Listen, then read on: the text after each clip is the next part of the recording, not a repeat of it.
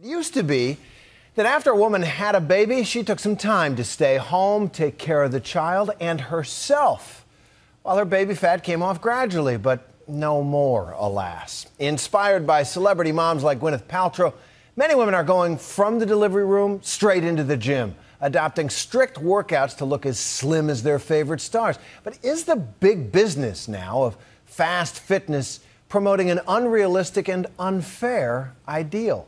Here's ABC's Paula Ferris.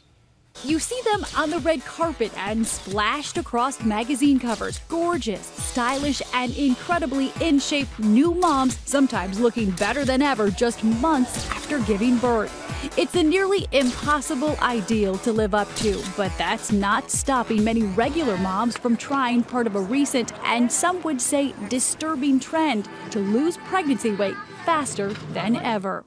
Allie Carlin is a stay-at-home mom to 2 kids, toddlers Adriana and Brooks. Coach, I like his eyes.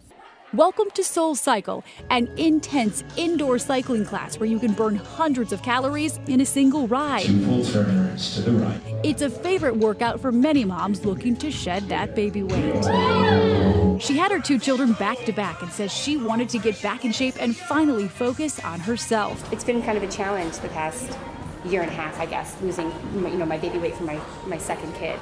Even if she won't look like a supermodel, she still feels the pressure to try. I think there's so many people out there like Giselle or all these women who have a baby and 2 weeks later they're in bikinis on the beach. Soul Cycle instructor Nick Oram says moms trying to lose the baby weight are some of his biggest clients. I would say a large percentage of my clients are moms. I would say upwards of 80%. And they aren't just doing 1 class a week. They do doubles, triples, quadruples. That's 4 rides with me. Moms at this baby body boot camp can relate. There's pressure from family, there's pressure from media, there's pressure everywhere. They're working out even before their babies are big enough to crawl. When I was teaching the class 5 days a week, people came 5 days a week. In fact, an entire industry has sprung up around moms who want to look hot pushing a stroller, and even before. Tracy Anderson has built her brand around keeping celebrity moms fit both during and after pregnancy. Really keeping our butt as lifted as we possibly can during the pregnancy. She trains Hollywood A-listers and went into business with her client and friend Gwyneth Paltrow. But for most moms, looking like Gwyneth isn't possible. Don't you think you're partly responsible for kind of creating that standard that we have to look a certain way? I hate that, actually. I really do believe that every single one of us is really beautiful, and especially we're beautiful when we're working to connect to our body, when we're working to be our personal best. I think that's beautiful. Is it fair to expect women who have recently had a baby to get into shape so quickly, though? First of all, everybody's life is unique.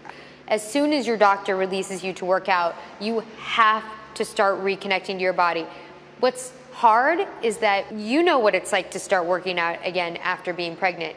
It's the worst thing ever. Medical experts agree it is healthy to exercise during pregnancy. You know, I like you to open up your shoulders. Perhaps, sadly for some, gone are the days of lying in bed and eating for 2, like I Love Lucy. Which is that? Hot fudge. Pour it on top. But being obsessed with your weight while pregnant and immediately after, that's another story.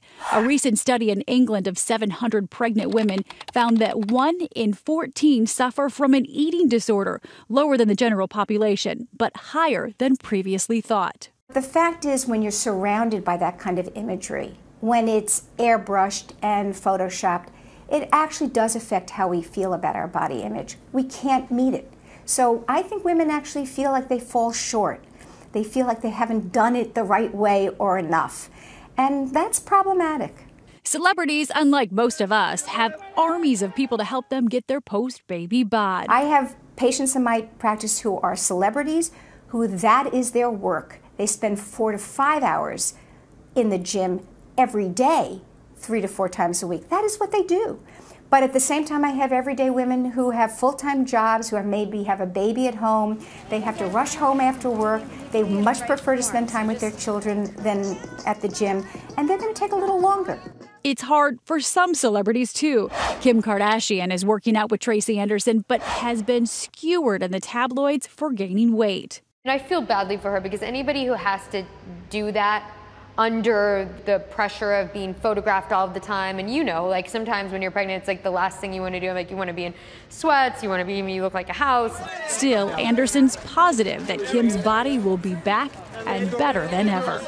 Are you putting pressure on her? No, I'm not. I'm confident in her. She seems excited about the moment that she gets to hit the gym and get her body back. And she, obviously trusts that I know how to do it, and I do. And as long as she shows up, she'll do it. But for real moms, they are doing it on their own. I wanted to look good after having kids, and I wanted to, be a good role model for my kids. For Nightline, I'm Paula Ferris in New York.